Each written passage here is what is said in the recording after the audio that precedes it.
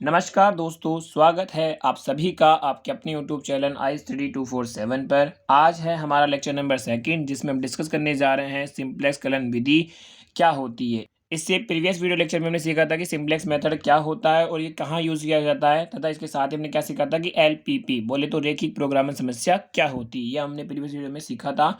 अगर आपने वो वीडियो नहीं देखा है तो उसका लिंक डिस्क्रिप्शन बॉक्स में है, जाके देख सकते हैं।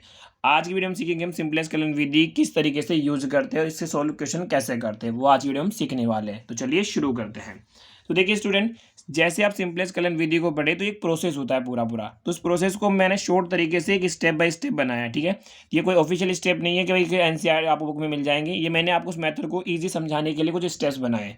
तो आप इन स्टेप्स को फॉलो करोगे ना तो आपका आंसर ईजिली आ जाएगा। तो आप सबसे पहले तो क्या करो, मेरे साथ साथ इन स्टेप को समझते चलो, नोट करते चलो। तो देखिए पहला स्टेप क्या है कि सबसे पहले स्टेप फर्स्ट क्या कहता है कि उद्देश्य फलन। अब ये उद्देश्य फलन क्या होता है, कल वीडियो में हमने डिस्कस करा था कि उद्देश्य फलन जेड को हमेशा किस में रखना है, मैक्सिमम में कन्वर्ट करें। अगर मिनिमम दे रखा है तो आपको उसको मैक्सिमम में बनाना है। कैसे बनाना है वो क्वेश्चन में देखेंगे, लेकिन सबसे पहला स्टेप हमेशा क्या ध्यान रखोगे, आप चेक करोगे कि जेड मैक्सिमम में है या नहीं है। मैक्सिमम में नहीं है तो उसे कन्वर्ट करोगे।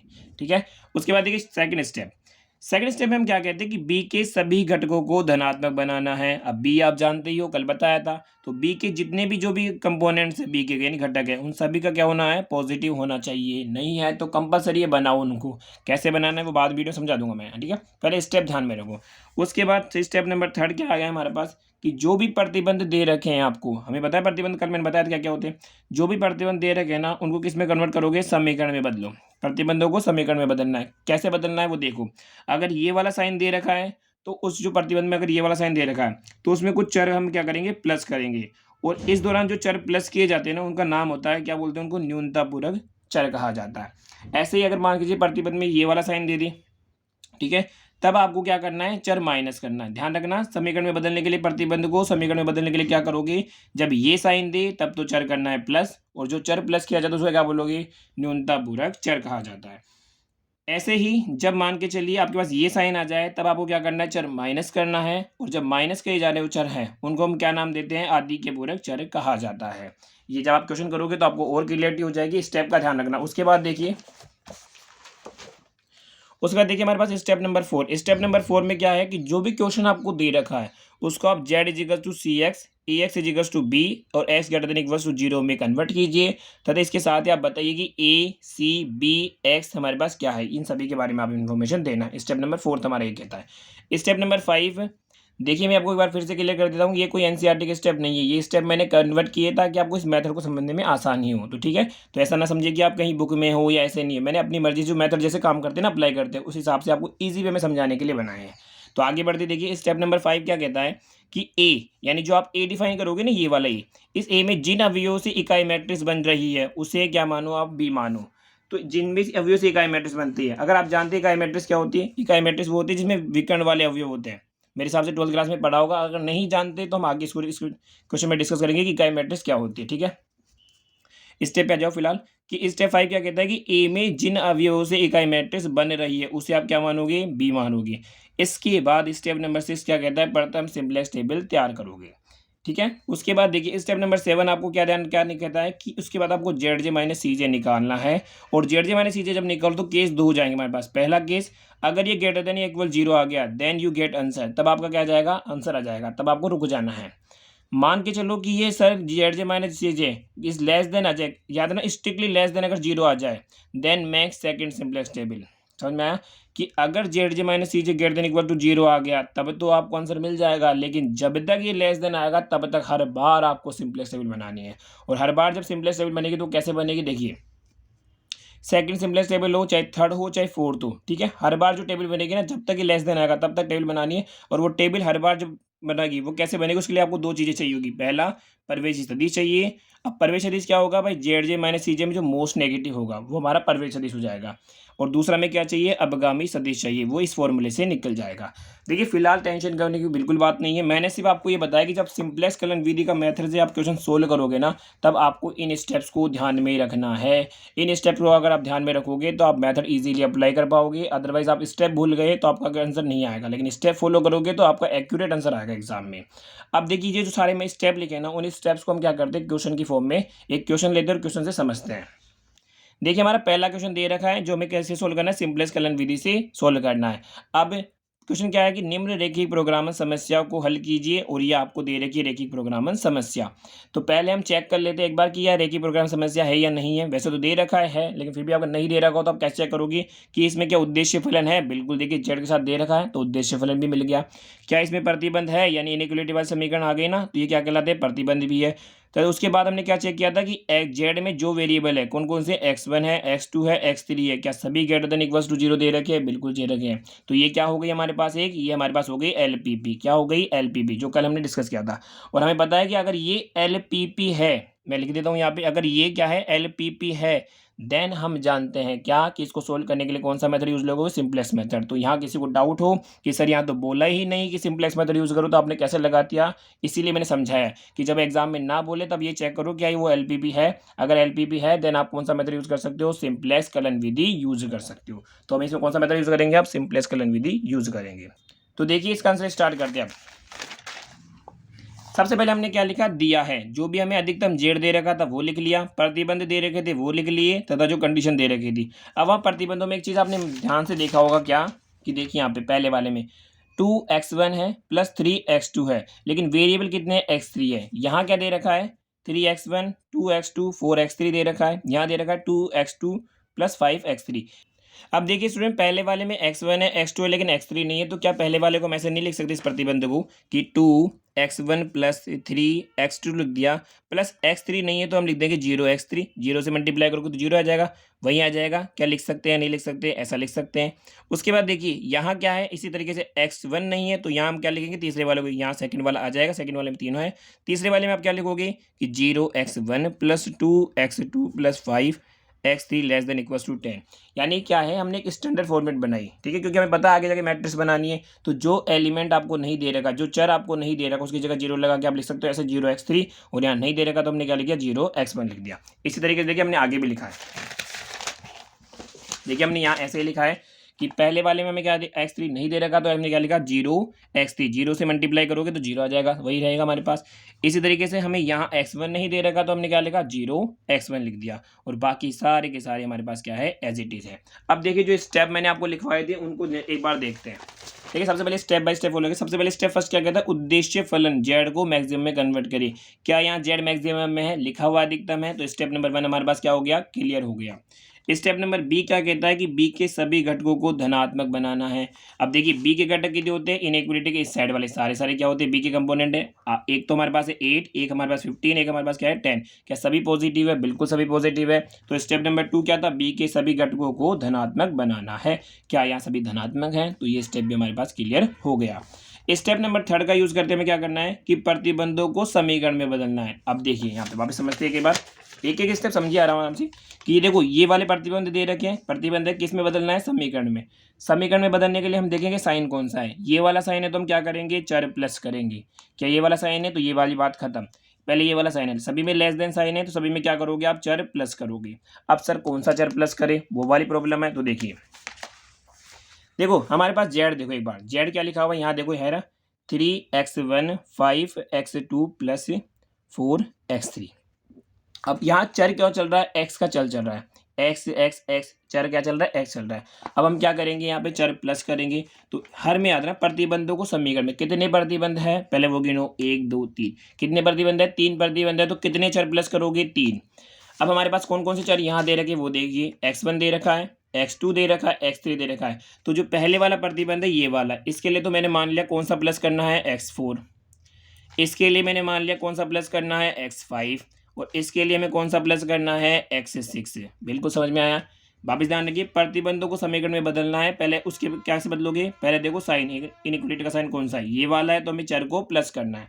अब कितने समीकरण, कितने प्रतिबंध है वो देखो, 1 2 3, यानी 3 चर जोड़ने हैं। अब चर क्रम से देंगे 1 2 3, यहाँ दे रखे थे तो इसके आगे वाले भाई x है ना, तो आगे आ जाए x4 x5 x6, ये क्या करेंगे हम जोड़ेंगे। और मैंने बोला था कि जो चर आप जोड़ रहे हो उनका नाम क्या है, न्यूनतापूर्वक चर होता है। तो अब हम आगे एक लाइन लिखेंगे, वो देखिए क्या है कि प्रतिबंध असमीकाओं, मतलब ये वाली है, इन्हें बोलते हैं प्रतिबंध और असमीका। प्रतिबंध असमीकाओं में न्यूनतापूर्वक चरों को, न्यूनतापूर्वक चर कौन कौन से, x4 x5 x6, को जोड़ने पर, मैंने बोला था जोड़ रहे हो ना, उन चरों को हम क्या करते हैं, न्यूनतापूर्वक चर। तो समझ में लाइन कैसे है कि प्रतिबंध असमीकाओं में न्यूनतापूर्वक चरों को जोड़ने पर। अब देखिए इसमें कैसे जोड़ेंगे, ठीक है। सबसे पहले हम प्रतिबंध पहले वाले में देखते हैं। पहले वाले में क्या जोड़ना है, x4 जोड़ना है। यहाँ दिख रहा होगा आपको, यहाँ देखिए पहले वाला समीकरण क्या है हमारे पास, ये दे रखा हमारे पास कि 2x1 + 3x2 0x3, इसमें क्या जोड़ना है, x4। तो ये किस में बदल जाएगा, समीकरण में बदल गया, किसमें, 8। समझ में आया कैसे जोड़ना है। ऐसे ही आप दूसरा वाला क्या दे रखा है, ये दे रखा है। दूसरा वाला हमारे पास है 3x1 2x2 4x3, इसमें क्या जोड़ना है, हमें x5 जोड़ना है, और ये किस में बदल जाएगा, 15 में बदल गया। और थर्ड वाला देखिए ये रहा, इसमें क्या जोड़ना है, x6 जोड़ना है। तो आप लिखोगे 0x1 2x2 और 5x3, ये तो दे ही रखा है। जोड़ना क्या था, x6 जोड़ दिया, ये कितना आ गया, 10। क्या प्रतिबंध है, प्रतिबंध थे यानी इनइक्वलिटी वाले थे, किस में बदल गए, समीकरण में बदल गए। अब देखिए स्टूडेंट, क्या मैं इसको जो इसे लिखा हुआ है, क्या इसको इस तरीके से लिख सकता हूँ, पहले वाले को कि 2x1 3x2 0x3 x4, यहाँ तक है। इसमें x5 नहीं है तो मैं लिख सकता हूँ 0x5, बिल्कुल लिख सकते हैं, क्योंकि जीरो करोगे वापस भी आ जाए। इसमें x6 भी नहीं है तो हम लिख सकते हैं 0x6। क्या इसके ऊपर कोई इफेक्ट पड़ा, कोई इफेक्ट नहीं पड़ा। ऐसा क्यों लिख रहे गए, क्योंकि हमें आगे एक मैट्रिक्स चाहिए, तो हम एक मैट्रिक्स डेवलप करने के लिए स्टैंडर्ड फॉर्म में लिख रहे हैं इसको। आपको ध्यान रखना है कि चर जोड़ने के बाद जो नहीं है उसको आपको जीरो लगा के लिख देना है। अब इसी तरीके से अगर मैं सेकंड वाले को कन्वर्ट करूँ तो सेकंड वाले में क्या है, 3x1 है, 2x2 है, 4x3 है। इसमें x5 है, x4 नहीं है तो लिख सकते हैं आप 0x4 लिख सकते हैं, नहीं है तो x5 है, बिल्कुल है। x6 नहीं है तो आप क्या लिखोगे, 0x6। Equation number 10। देखिए कोई फर्क नहीं पड़ा, वो पहले भी यही है, बस लिखने का तरीका है, हमें मैट्रिक्स है इसलिए हम ऐसा लिख रहे हैं। यहाँ देखिए यही बचा, ये तो जीरो, ये जीरो तो बचा यही। इसी तरीके से आप थर्ड वाले को भी लिख सकते हैं। थर्ड वाले को हम लिख देंगे क्या, 0x1 2x2 5x3, इसमें सिर्फ x6 है, x4 नहीं है तो आप लिखोगे 0x4, x5 नहीं है तो आप लिखोगे 0x5, और x6 है तो आप लिखोगे x6 = 10। समझ में आइए कैसे आए भाई, प्रतिबंधों में जोड़ना था, जोड़ दिया, और जोड़ने के बाद हमने क्या स्टैंडर्ड फॉर्म में कन्वर्ट करना है, तो इसे 0 लगा के लिख सकते हैं। तो देखिए यहाँ तक तो मैंने प्रतिबंधों को लिख दिया। ये देखिए प्रतिबंधों को हमने यहाँ पे ऐसे लिख दिया, जैसे मैंने आपको यहाँ बताया था, सेम वैसा का वैसा हमने यहाँ लिख दिया कि देखो 2x1 x2 x3 जोड़ा क्या था, x4, उसके अलावा x5 x6 नहीं है तो 0 लगा के लिख दो। सेम ऐसे इसमें क्या जोड़ा आपने, x5, तो इसके अलावा इन दोनों को 0 लगा के लिख दो। इसमें क्या जोड़ा, x6, तो आप इन दोनों को 0 लगा के लिख दो। उसके बाद देखिए जैसे आपने ये लिखा तो क्या z हमारे पास क्या था, वापस समझेंगे, 3x1 5x2 4x3, ये हमारे पास z था। क्या z में हम ऐसे नहीं लिख सकते कि 0x4 0x5 0x3 लिख सकते हैं, क्योंकि कोई फर्क नहीं पड़ेगा। बस ये लिखने का, जब हमने इसको जोड़ा ना, तो लिखने का एक स्टैंडर्ड तरीका है। बाकी आप चाहो तो ऐसे भी लिख सकते हो एग्जाम में, कोई डाउट नहीं। ये पहले वाला मेथड बताया, ऐसे भी लिख सकते हो, बट एक लिखने का स्टैंडर्ड तरीका है। इससे क्या होगा, जैसे आप आगे मैट्रिक्स बनाओगे तो आपको ईजी पड़ेगा, इसलिए मैं ये लिख रहा हूँ, ठीक है। उसके बाद देखिए हमने यहाँ बात करते हैं कि यहाँ पे जितने वेरिएबल जेड में थे, ऋण दर प्रतिबंध क्या सबके सबको क्या दिखाना है, ग्रेटर देन इक्वल टू 0 है, ये ध्यान रखना। इसी तरीके से जब आप इसमें ये वाले वेरिएबल जोड़ोगे तो ये भी क्या रहेंगे, हमेशा ग्रेटर देन इक्वल टू 0 रहेंगे। तो आपको लिखना पड़ेगा लास्ट में कि x1 x2 x3 x4 x5 x6 जो भी लिए वो सारे के सारे क्या हैं, ग्रेटर देन इक्वल टू 0 है। ये हमारा स्टेप नंबर 3 कंप्लीट हो गया कि प्रतिबंधों को समीकरण में बदलना है, इस तरीके से बदलना है। समझ में आया। स्टेप नंबर 4 क्या कहता है कि z = cx ax = b x greater than equal to 0 लिखो। इस फॉर्मेट में तो लिखो और आप बताओ कि a क्या है, c क्या है, b क्या है, x क्या है, ठीक है। अब ये बताते हैं। तो हमने लिखा कि अतः उपरोक्त को निम्न प्रकार से भी लिखा जा सकता है। ये जो ऊपर वाले हैं ना, इनको कैसे लिखा जा सकता है कि z = cx लिख लो, ax = b और x = 0 के रूप में लिखा जा सकता है। कैसे, अब हम बताएंगे। आप a क्या है भाई, ये तो लिख लिया। अब a क्या है, देखो सबसे पहले बताएंगे c क्या होती है। अगर आपको प्रीवियस वीडियो पता है तो c होती है कि z में जो भी दे रखे हैं ना, उनका एक रो मैट्रिक्स होता है c, ये आपको पता ही है। तो z में क्या क्या दे रखा है, जो भी दे रखा है x1 x2 x3 x4, इनके कोफिशिएंट का क्या होता है, रो मैट्रिक्स होता है c, ये पता है आपको। तो c = देखिए x1 का दे रखा है 3, x2 का दे रखा है 5, x3 का दे रखा है 4, x4 का कोफिशिएंट क्या है 0, x5 का कोफिशिएंट क्या है 0, x6 का कोफिशिएंट क्या है 0। ये समझ में आया सी। उसके बाद x, मैंने बताया था x क्या होता है, वेरिएबल्स का रो, वेरिएबल्स का कॉलम मैट्रिक्स होता है। कितने वेरिएबल हैं, 1 2 3 4 5 6, तो x1 x2 x3 x4 x5 x6 आ गया। उसके अलावा मैंने बताया b, ये b क्या होता है कि जो भी आपकी इनइक्वलिटी दे रखी थी उसके इधर वाला b होता है। तो b वाले में 8 15 10, बी क्या होता है, जो भी इनइक्विटी इधर दे रखा होता है उसका क्या होता है, स्तंभ सदिश होता है, ये आ गया हमारे पास। उसके बाद हमारे पास क्या बचा, ए क्या होता है कि इनइक्विटी के इधर जो भी वेरिएबल दे रखे हैं सारे के सारे, उनके कोफिशिएंट को लेकर क्या बनाना है आपको, एक मैट्रिक्स, वो क्या होता है ए। ये मैंने प्रीवियस वीडियो में आपको ढंग से बताया था। फिर भी अगर आपको नहीं आता तो एक बार देखो मैंने ए कैसे बनाया। अब ये आपके पास है लिखा हुआ, ये मेरे पास यहाँ है, ताकि थोड़ा क्या ना ए हमारे पास यहाँ एडजस्ट हो जाएगा, तो मैं इसको एडजस्ट करता हूँ।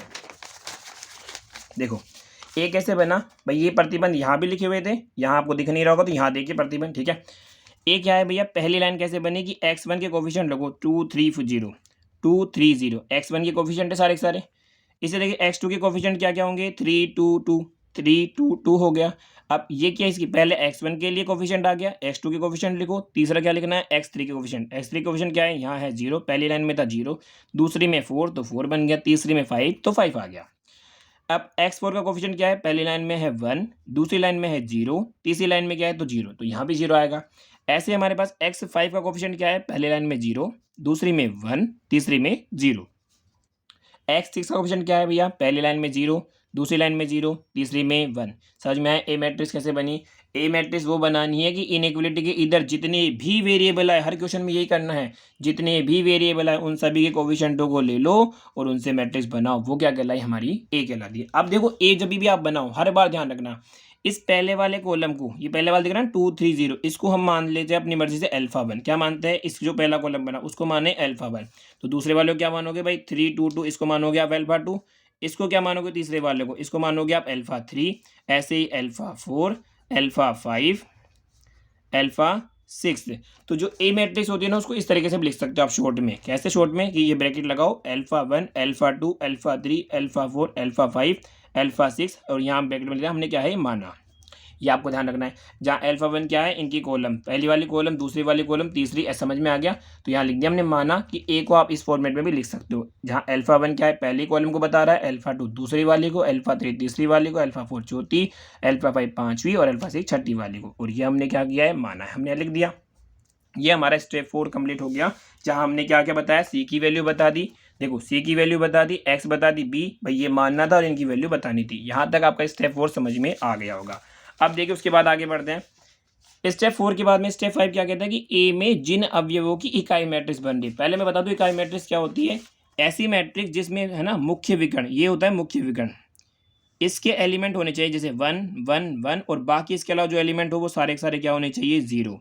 वो क्या कहलाती है, इकाई मैट्रिक्स कहलाती है। अगर 2/2 की होगी तो ये होगी इकाई मैट्रिक्स, यानी ये 1 1 होने चाहिए कि ये वाले एक लाइन वाले, बाकी इसके अलावा सब क्या होने चाहिए, 0। और अगर 3/3 की होगी तो क्या होगी, 1 1 1, इसके अलावा बाकी सारे एलिमेंट क्या होने चाहिए, 0 होनी चाहिए।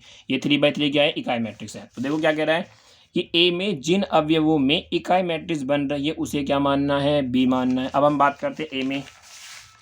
अब यहाँ जाओ वापस, ए में ऐसा फॉर्मेशन, देखो ऐसा फॉर्मेशन ए में कहाँ बन रहा है, देखो यहाँ बन रहा है। ये अगर ये माने तो ये बन रहा है, ये क्या बन रहा है, तो इसे क्या मानना है, बी। तो आप लिख सकते हो बी बराबर 1 0 0 0 1 0 और 0 0 1। पता लगा कहाँ से लेकर, यहाँ से लेकर यहाँ तक ये इकाई मैट्रिक्स बनी, इसे क्या मानना है, बी। ये बी माना तो इसको हम बोल सकते हैं ये कौन सी लाइन है भाई, ये अल्फा 1 था, अल्फा 2 अल्फा 3, ये अल्फा 4 अल्फा 5 अल्फा 6, तो ये कौन सा है, अल्फा 4। तो आप इसे लिख सकते हो अल्फा 4, ये हो गया अल्फा 5 और ये हो गया अल्फा 6, ठीक है। तो हमने यहाँ ये लिखा, देखिए हमने क्या लिखा, चूंकि अल्फा 4 अल्फा 5 और अल्फा 6 क्या बना रहे, आई। देखो इकाई मैट्रिक्स जो होती है ना उसको आई से रिप्रेजेंट करते हैं, और I3 का मतलब है कितने ऑर्डर की है, 3/3 की, तो हमने I3 लगाया। अगर 2/2 की होती तो आप लगा दो I2। समझ में आ गया। तो हमने लिखा कि चूंकि अल्फा 4 अल्फा 5 अल्फा 6 क्या बना रहे हैं, अल्फा 4 अल्फा 5 अल्फा 6 I3 बना रहे हैं, इसीलिए बी, और बी को क्या कहते हैं, प्रारंभिक आधार, इसलिए प्रारंभिक आधार बी जो होगा वो हो जाएगा अल्फा 4 अल्फा 5 अल्फा 6 लिख दो, या मैट्रिक्स फॉर्म में चाहो तो ऐसे लिख दो। समझ में आया यहाँ तक। ये हमारे पास था स्टेप नंबर 5, इसलिए मैंने बोला था स्टेप्स को ध्यान से रखना बस, बाकी कोई टेंशन नहीं है। कि ए में जिन अवयवों की इकाई मैट्रिक्स बन रही है उसे बी मानो, हमने मान लिया। अब यहाँ से आपको करना है प्रथम सिंप्लेक्स सारणी तैयार करो। सबसे पहले हम समझते हैं कि प्रथम सिंप्लेक्स सारणी कैसे तैयार की जाती है, तो उसके लिए आप ध्यान रखिए। अब हम तैयार करेंगे क्या, स्टेप नंबर 6 के अकॉर्डिंग प्रथम सिंप्लेक्स सारणी। देखो तो देखिए स्टूडेंट, प्रथम सिंप्लेक्स सारणी तैयार करोगे तो हमेशा याद रखना कि सिंप्लेक्स सारणी का हमेशा फॉर्मेट सांचा आपको ऐसे बनाना है हर बार। अब ये क्या क्या है इसमें, वो मैं आपको एक एक बार बताता हूँ ताकि समझ में अच्छे से आए। पहले ध्यान रखना सिंपलेस्ट सारणी जब भी बनानी हो तो आपको फिक्स रखना है सी बी। एक तो रखो आप बनोगे पहले वाला तो सी बी, दूसरा मानोगे बी, तीसरा एक्स बी, चौथा हो जाएगा बी, यहाँ आ जाएगा सी जे और यहाँ आ जाएगा जेड जे माइनस सी जे। ये तो फिक्स रहेंगे हर बार। अब ये कैसे बनी वो बताता हूँ भाई। हर बार सिंपल सारणी कैसे बनाओगे वापस सुन लेना, c b b x b b c j z जे माइनस सी जे। ये तो हर बार ऐसे कैसे फिक्स रहने, यानी ये वाला ब्लॉक तो इस साइड वाला ना ये तो फिक्स ही रहेगा। अब देखो ये कैसे लिखें कि आपके जेड जो आपको जेड दे रखा है, जेड में जितने वेरिएबल है 1 2 3 4 5 6 है, उन सभी को एक्स को रिप्लेस कर दो वाई से। यानी अगर एक्स 1 है तो रिप्लेस करके क्या कर दोगे वाई 1। तो जेड में जितने वेरिएबल है उतने वेरिएबल यहाँ आएंगे भाई। x1 देखो कितने x6 तक है तो रिप्लेस करोगे x1 को किससे y1 से, तो y1, x2 को y2 से, x3 को y3 से, x4 को y4 से, x5 को y5 से, x6 को y6 से। अगर मान के चलो यहाँ 3 ही होते तो आप लिखते y1 y2 y3। समझ में आ गया कि जितने जेड में वेरिएबल हो उतने वेरिएबल y में रिप्लेस हो गए, इस लाइन में लिखोगे b के सामने। उसके बाद समझ में आ गया भाई, ये तो हर बार फिक्स ही रहेगा, ये तो हर बार बदलने वाला है नहीं भाई। ये फिक्स रहेगा, ये फिक्स रहेगा। ये कितने आएंगे तो समझ में आ गया कि जेड में जितने वेरिएबल हो वो सारे के सारे यहाँ जाएंगे। अब उसके बाद बात करें सर यहाँ कितने लाइनें छोड़े, भाई आपने 3 छोड़ी, वो 3 कैसे छोड़ी उसके लिए आपको डिसाइड करना पड़ेगा बी कि बी के अंदर कितने एलिमेंट हैं। भाई बी है ना, बी किस किस से बना है अल्फा 4। बी के अंदर कितने वेरिएबल है 1 2 3, 3 वेरिएबल है भाई 1 2 3, तो 1 2 3। समझ में आ गया कितना स्पेस छोड़ना है और लास्ट में फिर ये बोल लिख देना है भाई। ये तो मैंने बोला ना ये फिक्स है। वापस समझ लो कि जेड में जितने x1 x2 x6 आए उतने तो आपको रखने हैं ये वाले। और बी जो है ना कितने ऑर्डर की इकाई मैट्रिक्स बन रही है भाई। अगर 3 ऑर्डर की बन रही है तो 3 स्टेप छोड़ दो, और अगर 2 ऑर्डर की बन रही है तो 2 खाने छोड़ दो। समझ में आ गया। उस खाने को छोड़ने के बाद में आपको लिखना है, ऐसे लाइन खींचना है और लास्ट में लिख देना है इसके नीचे तो जेड जे माइनस सी जे, और इसको रखना है जेड। समझ में आया। अब देखो इसमें बढ़ते हैं। पहले बी किससे किससे बन रही है वो लिखो। बी हमारे पास क्या है, अल्फा 4 है, अल्फा 5 है, अल्फा 6 है। ये बी बन गई तो बी वाले के 3 थे। अब अल्फा 4 देखो, अल्फा 4 बेसिकली है था ये x1 के कोफिशिएंट है, ये x2 के है, ये x3 के, x4 के, x5 के, x6 है। यानी कि b के अंदर वेरिएबल, x का मतलब क्या है कि b के अंदर वेरिएबल कौन सा है भाई। b के अंदर वेरिएबल कौन कौन से है अगर बात करें तो यहाँ x4 आ जाएगा, यहाँ x5 था, यहाँ x6 था। तो वेरिएबल कौन कौन से आ जाएंगे, x4 x5 x6। आगे समझ में कि बी के अंदर कौन से वेरिएबल है भाई, x4 है, x5 है, x6 है। उसके बाद सी बी का मतलब होता है cost of basic variable. B के जो भी वेरिएबल है ना ये इनकी कोस्ट, यानी सी इनकी कोस्ट मिलती है। बी के जो भी वेरिएबल है उनकी कोस्ट ये रही बी की जितने वेरिएबल। भाई बी का वेरिएबल क्या है x4, इसकी कोस्ट मतलब ये किससे मल्टीप्लाई है वो लिखो 0। ऐसे x5 किससे मल्टीप्लाई है 0, वो यहाँ लिखनी है। ऐसे ही भाई बी के वेरिएबल लिखने, समझ में आ गया ना। ऐसे x6 किससे मल्टीप्लाई है 0, तो वो आपको लिखनी है यहाँ। और ये है ना ऊपर सी का मतलब क्या है कि इन वेरिएबल की कोस्ट। भाई ऐसे ही देखो x1 की, यानी x1 मतलब क्या है y1 है, तो y1 के साथ कौन है 3। ये आप सीधा सीधा समझ सकते हो क्या कि सी ये जे है उसके अंदर आपको ये सी वाली मैट्रिक्स एज इट इज लिखनी है। या तो ऐसे लिख दो एज इट इज मैट्रिक्स, या फिर आप क्या कह सकते हो कि सर जो भी इस जेड के अंदर है ना, जैसे x1 है तो x1 का कोफिशिएंट आ गया 3, ऐसे x2 क्या है 5 के साथ है तो y2 हो जाएगा 5, y2 के ऊपर 5। उसके बाद आ जाएगा x3 का कितना आ जाएगा 4, इसका आ गया 0, इसका आ गया 0, इसका आ गया 0। या सीधा सीधा आप बोल दो कि सी की मैट्रिक्स यहाँ लिख देनी है। समझ में आया यहाँ तक। अब बी, तो बी क्या है, जो बी की मैट्रिक्स बनी, बी की मैट्रिक्स क्या बनी 8 15 और 10, 8 15 और 10। यहाँ तक समझ में आया भाई। क्या क्या लिखना है मैंने बता दिया। अब देखो y1 का मतलब क्या है, जो x1 का कॉलम था ना एक के अंदर दिख नहीं रहा, यहाँ देखो कि y1 का मतलब क्या है। मैं थोड़ा आगे ले लेता हूँ इसको। y1 का मतलब क्या है कि ये जो x1 का कॉलम है उसकी वैल्यू रखो यहाँ पे 2 3 0, ये x1 की तो वैल्यू है। ऐसे y2 का मतलब क्या है कि जो सेकंड वाला है उसकी रख दो 3 2 2। y3 का मतलब क्या है 0 4 5। स्टेप बाय स्टेप ध्यान से रखना, बस कैलकुलेशन अब कुछ भी नहीं है। ऐसे y4 का क्या है x0 0, भाई y4 मतलब x4 हो गया। ऐसे y5 क्या है 0 1 0, और y6 क्या है 0 0 1। धीरे धीरे टेबल भर चुकी है आपकी। अब आपको निकालना है भाई, यहाँ तक समझ में आके भरना। अब आपको हर बार क्या निकालना है जेड जे माइनस सी जे। देखो स्टेप नंबर 6 क्या था, प्रथम सिंप्लेक्स सारणी तैयार करो। ये है आपकी फर्स्ट सिंप्लेक्स टेबल जो मैंने यहाँ पे लिख भी रखी है। देखो आप चाहो तो ऐसे कैसे सेम वो का वही है। अब ये जेड जे माइनस देखो ऐसे के मैच कर लो, सारी की सारी टेबल वो की वही है, मैंने पहले बना के रखी हुई है, समझा दिया। अब ये टेबल कैसे आई यहाँ पे मैंने समझा ही दिया। अब हमें निकालना क्या है, अब आपको निकालना है जेड जे माइनस सी जे, ये लिखा हुआ है इससे step number 7, Z J minus सी जे निकालना है। अब निकालो। अब मैं आपको बता दूं कि जेड जे माइनस सी जे कैसे निकालते हैं। Z J equals to formula होता है, हर बार एक फॉर्मूला याद कर लो आप, पहले स्टार्टिंग में फॉर्मूला फिर बाद में सीधा। जेड जे इजिकल टू होता है कि सी बी और वाई जे। जेड जे क्या होता है, सी बी वाई जे, और सी जे क्या होता है, ये ऊपर वाली लाइन। अब हम वेरी करेंगे, जे equals to 1, J equals to 1 पे क्या आ जाएगा, जेड वन इजिकल्स टू आ जाएगा सी बी वाई वन। मतलब क्या है कि जो सी बी दे रखा है उसको किससे मल्टीप्लाई करना है, वाई वन से, वो तो आपका आ जाएगा जेड वन। और सी जे, जे इजिकल टू 1 रखा तो सी जे यानी सी वन क्या हो जाएगा, ये सी वन हो गया, सी टू, सी three, c four, c five, c six. चलेगा, समझ में आया।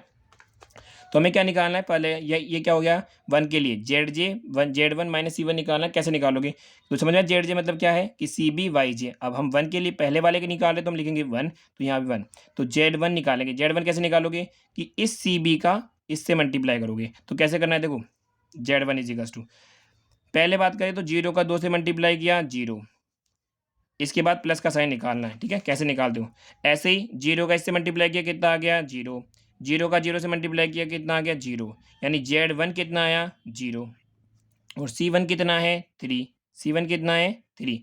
तो हम इसके लिए देखो, इसके लिए इंडेक्स क्या रखोगे, वन, तो हम निकालेंगे क्या, जेड वन माइनस सी वन। ठीक है, अब जेड वन कितना आया, जीरो, सी वन कितना है, थ्री, और साथ में क्या करना है, माइनस करना है। जीरो में से थ्री माइनस करा तो कितना बचेगा, माइनस थ्री।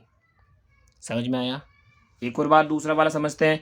दूसरे वाले में क्या रखोगे भाई, पहला हो गया, अब जेड की वैल्यू क्या रखोगे, यहाँ देखो जेड की वैल्यू वन, यहाँ रखोगे आप टू, यहाँ क्या रखोगे थ्री, यहाँ क्या रखोगे फोर, यहाँ क्या रखोगे फाइव, और यहाँ क्या रखोगे सिक्स।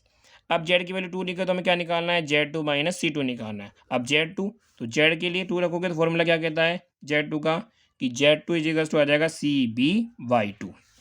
यानी कि इस बार हमें क्या करना है कि जो सी बी है उसको किससे मल्टीप्लाई करना है, वाई टू वाली से। तो जीरो का जीरो, तो ये कितना आ जाएगा भाई, इसका इससे किया तो पहला जीरो, फिर सेकंड में जाओ, इसका इससे किया ये भी जीरो, इसका इससे किया ये भी जीरो, क्योंकि जीरो किसी भी अगर जीरो आता है तो जेड टू कितना आया, जीरो, और सी वन ये है तो सी टू कितना आ गया, फाइव, तो सी जेड टू कितना आया, जीरो, और सी टू कितना है, फाइव, क्या करना है, माइनस, जीरो माइनस फाइव कितना आ गया, माइनस का फाइव। तो आप यहाँ क्या लिखोगे, माइनस का फाइव। बन रही है धीरे धीरे टेबल, ओके। उसके बाद आप क्या निकालना है, जेड इजिकल कितना रखोगे, थ्री, यानी आपको क्या निकालना है, मैं यहाँ लिख देता हूँ ताकि थोड़ा दिखे भी, टेबल भी दिखनी चाहिए थोड़ी सी। देखते हैं, एडजस्ट करते हैं, Z three minus C three निकालना है। अब देखो, अब या तो फॉर्मूले से कर लो या सीधा सीधा आप दिमाग में लगा लो कि जेड थ्री निकालना है ना, ये अपने पास जेड थ्री है, तो सीधी सी बात है, इसका करोगे इससे मल्टीप्लाई और माइनस कर देना इस ऊपर वाले में से, या तो फॉर्मूले से करोगे भाई। जेड थ्री का मतलब क्या आएगा, इस फॉर्मूले जेड थ्री इजिकल तो आ जाएगा कि सी बी का किससे मल्टीप्लाई करना है, वाई थ्री से। तो सी बी क्या है, वही जीरो, तो ये आ जाएगा जीरो, तो जीरो। अब यहाँ इससे करोगे भाई, जेड थ्री में इससे करना है ना, तो ये हो गया प्लस का जीरो, उसके बाद यही करोगे, फिर क्या आ गया, जीरो, और सी थ्री क्या है, C three, C one, C two, सी थ्री, सी थ्री कितना है, फोर, ये आ गया जीरो माइनस फोर, कितना बचा, माइनस का फोर, ये कितना आ गया, माइनस का फोर। आगे आ जाओ, ऐसे ही आप क्या निकालोगे, हमने निकाल लिया Z two minus, sorry Z three minus C three निकाले, ऐसे क्या निकालोगे आप, Z four minus C four निकालोगे। अब मैं इसे देखो सीधा निकालता हूँ बिना फॉर्मूले के। भाई जेड फोर का मतलब क्या है कि सी बी को आप किससे मल्टीप्लाई करोगे, वाई फोर से, जीरो से किसी संख्या को मल्टीप्लाई करोगे और जोड़ोगे तो रिजल्ट क्या आएगा, सीधा जीरो। तो मैं सीधा लिख रहा हूँ जीरो, या आप ऐसे स्टेप बाय स्टेप कर सकते हो, वो भी समझ में आ जाएगा। माइनस सी फोर मतलब क्या है, ये रहा, सी फोर क्या है, zero, zero minus zero, zero, तो कितना आ गया, जीरो। ऐसे ही आप क्या करोगे, आप ये निकालोगे, इसको निकालने के क्या करोगे भाई, इस वाले को उठाओ और सबको देखो, वाई वन को भी इससे करना है, वाई टू को भी, वाई थ्री को, वाई फोर सभी को इससे करना है। तो वाई फाइव को कैसे निकालोगे, सीधा ही, अगर बिना फॉर्मूले के निकालना चाहते हो एग्जाम में टाइम सेविंग के लिए, कि वाई फाइव को उठा के मल्टीप्लाई करना है इससे, जीरो को जीरो से किया जीरो, फिर जीरो को जीरो से किया और फिर आ गया जीरो, फिर जीरो को जीरो से किया कितना आ गया, जीरो, ऑल आउट रिजल्ट क्या आया, जीरो। और सी फाइव क्या हो जाएगा हमारे पास, ये हो जाएगा, क्योंकि हमें क्या करना है, जेड फाइव माइनस सी फाइव निकालना था। तो जेड फाइव तो आ गया जीरो, और सी फाइव हमारे पास ये रहा, जीरो माइनस जीरो, जीरो। ऐसे ही आप इधर करोगे, ये जीरो, ये भी जीरो, ये भी जीरो, तीन जीरो को जोड़ोगे तो तीन जीरो तो आता नहीं, सिंगल जीरो आता है। और अब माइनस किसको करोगे, सी सिक्स को, तो यहाँ माइनस करोगे तो ये भी क्या आ जाएगा, हाँ जीरो आ जाएगा। समझ में आया। हर बार ये आपको अगर फॉर्मूले से रहे तो फॉर्मूले से कर लेना, शॉर्ट तरीके से शॉर्ट से कर लेना। इस तरीके से आपको हर बार एक टेबल बनानी है। बस थोड़ा सा मेथड अलग हो जाएगा। हर बार आपको ध्यान रखना क्वेश्चन ऐसे ही करना है और फर्स्ट सिंपलेस्ट टेबल हमेशा ऐसे ही तैयार होगी जैसे मैंने बताया। अब सेकंड इसके आगे बनती है, सेकंड या फोर्थ बनेगी वो आगे बात है, लेकिन फर्स्ट सिंपलेस्ट टेबल आपको हर बार इस तरीके से ही बनानी है।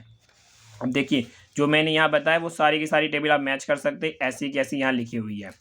ये सी बी वाला कॉलम चेक कर सकते हो, सारा का सारा मैंने ये बता दिया कि टेबल मैंने कैसे भरी, वो मैंने यहाँ पे बता दिया। इस तरीके से हमने टेबल भरी। तो हमारे पास जो स्टेप नंबर कौन सा था हमारा सिंपलेक्स टेबल तैयार करने वाला, वो देखते हैं वापस। स्टेप नंबर 6 हमने पूरा कर लिया भाई, प्रथम सिंपलेक्स सारणी तैयार करो। अब जेड जे माइनस सी जे भी निकाल लिया, जेड जे माइनस सी जे देखो निकल गया। उसके बाद हमें क्या करना है, अब केस नंबर फर्स्ट है, क्या हमें चेक करना है Z J minus C J greater than equals to 0 आ रहा है, तब तो हमारा आंसर आ जाएगा। हम चेक करते हैं कि जेड जे माइनस सी जे क्या क्या आ रहा है, -3 -5 -4 0 0, मतलब कुछ तो पॉजिटिव लेकिन कुछ नेगेटिव है, लेकिन यहाँ बोला कि पूरा ग्रेटर देन इक्वल टू 0 आना चाहिए, तो वो तो नहीं आ रहा, इसका मतलब हमें आंसर नहीं मिलेगा। हमारा क्या आ रहा है, जेड जे माइनस सी जे लेस देन 0 आ रहा है, इसका मतलब हमें क्या बनाना पड़ेगा, सेकेंड सिंपलेस्ट टेबल बनानी पड़ेगी, मतलब एक और ऐसी टेबल बनानी पड़ेगी। और ये कब तक करनी पड़ेगा, जब तक ये जो नीचे नंबर आ रहे हैं वो सारे प्लस में नहीं आ जाते। समझ गए आप। अब देखो सेकेंड सिंपलेस्ट टेबल बनाने के लिए हमें चाहिए परिवेशी सदिश और क्या चाहिए, अपगामी सदिश। अब ये क्या है देखिए, परिवेश सदिश कैसे मिलेगा कि जेड जे माइनस सी जे में जो मोस्ट नेगेटिव नंबर है ना, सबसे ज़्यादा देखो नेगेटिव नंबर कौन है, तो -3 -5 और या तो बोल दो आप कि माइनस में सबसे कम नंबर वाला, देखो दो तरीके से बोल सकते हो कि माइनस में ये कितना होता है, सबसे कम होता है, या फिर ऐसे देख लो कि नंबर देखो 5 ज़्यादा है तो मोस्ट नेगेटिव ये हो गया। समझ में आ गया। या तो आप बोल दो कि माइनस में सबसे कम वाला, ठीक है, सबसे कम वाला क्या होता है, सबसे ज़्यादा होता है, तो ये हो जाएगा हमारे पास मोस्ट नेगेटिव। भाई 5 मोस्ट नेगेटिव है तो ये कहलाएगा परिवेशी सदिश, मतलब अंदर जाएगा। समझ में आ गया। कैसे निकालना परिवेशी सदिश, कि जेड जे माइनस सी जे देखो जो सबसे ज़्यादा नेगेटिव लगे वो आ जाएगा परिवेशी सदिश, और इसका साइन बना दो ऐसे। इसका मतलब क्या है कि ये टेबल में एंटर कर रहा है परिवेशी सदिश। समझ गए। तो ऐसे मैंने देखो एक साइन यहाँ बनाया हुआ है, ठीक है। तो यहाँ आप लैंग्वेज में भी चाहो तो लिख सकते हो क्या, कि चूंकि जेड जे माइनस सी जे के कुछ मान ऋणात्मक होने के कारण आधारी हल जो होगा वही इष्टतम नहीं होगा, मतलब जो सॉल्यूशन आएगा वो हमें मैक्सिमम नहीं मिलेगा, हमारी कंडीशन आउट नहीं कर रहा। इसलिए Z2 माइनस C2 क्या है, -5 निम्नतम है। अब देखो हमने बोला मोस्ट नेगेटिव कौन सा है, वो बताना पड़ेगा कि Z2 माइनस C2 क्या है, मोस्ट नेगेटिव है, इसलिए α2 क्या होगा, परिवेशी सदिश होगा। अब देखो जा रहा है कौन, यहाँ देखो कौन जा रहा है यहाँ पे, ये वाला, और ये वाला कितना है x2, या मान लो ये α2 का, ये α1 α2 α3 α4 α5 ऐसे क्या, तो कौन जा रहा है यहाँ पे, α2। y2 की जगह ना लिखी क्या लिखोगे आप, α2। α2 क्या हो जाएगा, परिवेशी सदिश हो जाएगा। तो हमने यही यहाँ पे लिखा कि इसलिए α2 क्या हो जाएगा, परिवेशी सदिश होगा। अब आपको क्या निकालना है, समझ में आया, परिवेशी सदिश। अब आपको निकालना है अपगामी सदिश। देखिए स्टूडेंट अब हम क्या निकालेंगे, अपगामी सदिश। उसके लिए हम क्या करेंगे, हम ये वाला फॉर्मूला लगाएंगे। इस वाले फॉर्मूले में ध्यान रखना, आई हमारे पास होती है रो, और के हमारे पास होता है कि कौन सा सदिश जो है वो अंदर जा रहा है, उसका इंडेक्स नंबर। तो जहाँ कौन सा रहता है, α2, यानी के हमेशा क्या रहेगा, के हमारा फिक्स हो गया 2, कि 2 वाला अंदर जा रहा है तो के हमारे पास हो जाएगा इंडेक्स। भाई α2 जा रहा था तो α2 का 2 रह जाएगा। तो फॉर्मूला क्या बनेगा हमारे पास, XB1, कितनी रो है हमारे पास, 1 2 3, तो 3 रो बार एक फॉर्मूला लगेगा, तो XB1 अपॉन Y12 ऐसे आएगा, XB2 अपॉन Y22 दूसरी रो, और ये 2 फिक्स ही रहेगा। इसी तरीके से आप आपके इनसे रो लोगे कि XB3 तीसरी रो, और यहाँ आ जाएगा Y32 आ गया। ये फॉर्मूले के अकॉर्डिंग आप इंडेक्स वेरी कर सकते हो ऐसे। अब देखो इनकी वैल्यू कैसे निकालनी है। XB1 का मतलब क्या है कि जो X में जो है ना B बेसिक वेरिएबल है, उसकी पहले वाले कोस्ट क्या है हमारे पास 8, और Y12 का मतलब क्या है, पहली रो में पहली रो में है, y1 का मतलब क्या है, पहली रो, और 2 का मतलब क्या है, सेकंड कॉलम। y में पहली रो, उसका सेकंड कॉलम का पहला एलिमेंट आ गया 3, ये तो फॉर्मूला कहता है।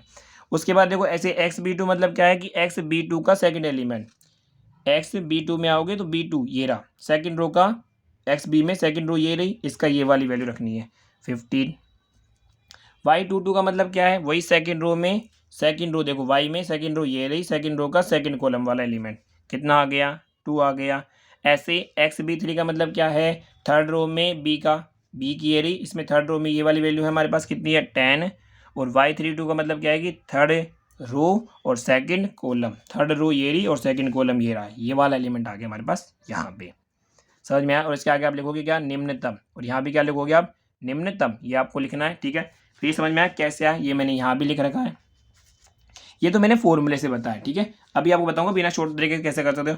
अब आपको क्या करना है कि जो भी आपने फॉर्मूला लगा के ये जो भी वैल्यू रखी उसमें सबसे कम देखो 8/3 देखोगे तो 8/3 मतलब क्या है कि 8 में 3 से भाग करो तो 3 दूनी 6, 8 में 6 क्या 2, यानी 2 पॉइंट समथिंग आएगा।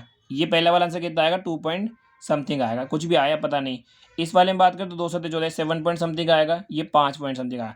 इन सब तीनों में सबसे छोटा कौन है, ये रहा, यानी ये वाला, तो उसको रखो बाहर। 8/3 सबसे छोटा है। अब ये कौन सा एलिमेंट आया हमारे पास, XB1 और Y12 एलिमेंट आया है, ठीक है। नहीं ये बता दूं कि सबसे छोटा ये है, तो ये कौन सा एलिमेंट आया, इसकी जगह देखो XB1 Y12 का एलिमेंट है।